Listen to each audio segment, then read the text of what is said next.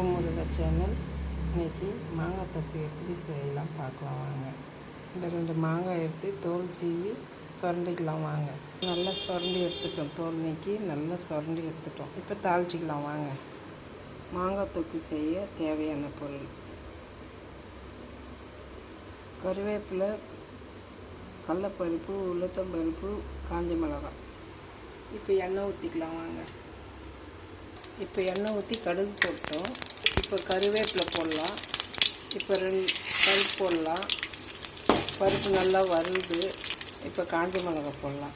இப்போ இந்த மாங்காய் தொக்கில் உப்பு, கொஞ்சமாக மஞ்சள்தூள். இப்போ நல்லா பருப்பு வறுந்துச்சு. இதில் கொஞ்சம் பெருங்காயம் போடலாம்.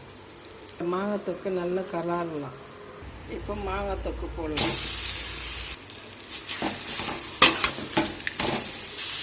நல்லா கலரிட்டோம். நல்லா வெந்துச்சு.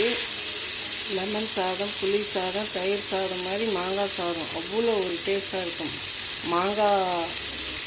மாதா ஊட்டாத சாப்பாடு கூட மாங்காய் ஊற்றிடும். அவ்வளோ ஒரு டேஸ்ட்டுங்க. இது செஞ்சு